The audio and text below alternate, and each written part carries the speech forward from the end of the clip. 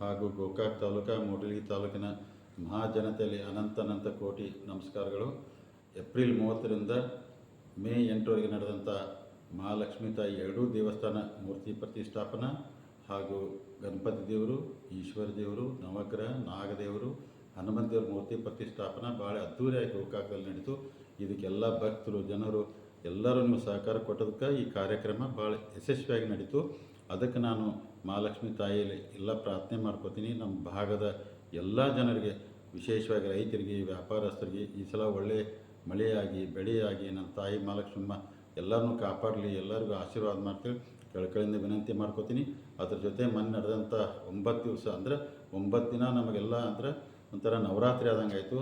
ಆ 9 ದಿವಸದಲ್ಲಿ ಸುಮಾರು 500 ಜನ ಸೇವಕರು ತಾಯಿ ಸೇವೆ ಮಾಡಿದರು. ಅವ್ರ ಕುಟುಂಬಕ್ಕೂ ತಾಯಿ ಆಶೀರ್ವಾದ ಮೇಲೆ ತಾಯಿಯಲ್ಲಿ ಬೇಡ್ಕೋತೀನಿ. ಮತ್ತು ವಿಶೇಷವಾಗಿ ಯಾಕಂದರೆ ನಾವೆಲ್ಲರೂ ಇಡೀ ನಮ್ಮ ನಗರ ಜನ ಎಲ್ಲರೂ ಸಹಕಾರದಿಂದ ಒಂದು ದೊಡ್ಡ ದೇವಸ್ಥಾನ ನಮ್ಮಲ್ಲಿ ಗೋಕಾಕದಲ್ಲಿ ನಿಂತು ಬಿಡ್ತು. ಅದಕ್ಕೆ ವಿಶೇಷವಾಗಿ ಯಾಕಂದರೆ ಮಹಾಲಕ್ಷ್ಮೀ ತಾಯಿಯಮ್ಮ ಭಾಳ ಶಕ್ತಿ ದೇವರು, ಗೋಕಾಕ್ ಮಹಾಲಕ್ಷ್ಮಿ ಅಮ್ಮ ತಾಯಿ ಭಾಳ ಶಕ್ತಿ ದೇವರದರು.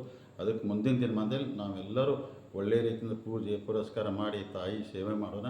ಆ ತಾಯಿ ಅನುಗ್ರಹದಿಂದ, ಆಶೀರ್ವಾದದಿಂದ ಇನ್ನೂ ನಮ್ಮ ಭಾಗದ ಜನಕ್ಕೆ ನಮ್ಮೆಲ್ಲರಿಗೂ ಒಳ್ಳೆಯದಾಗ್ತದೆ.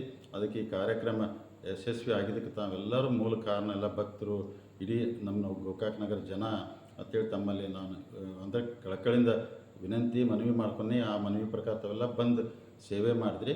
ಅದಕ್ಕೆ ಸುಮಾರು ವಿಶೇಷ ಅಂದರೆ 9 ದಿವಸದಲ್ಲಿ ಸುಮಾರು ನಾವೆಲ್ಲ ದಿವಸ ಲೆಕ್ಕ ಹಾಕಿದ ಪ್ರಕಾರ 1 ಲಕ್ಷ ಮೇಲ್ಪಟ್ಟು ಭಕ್ತರು ಬಂದು ತಾಯಿ ದರ್ಶನ ತೊಗೊಂಡ್ರು, ಸೇವಾ ಮಾಡಿದರು.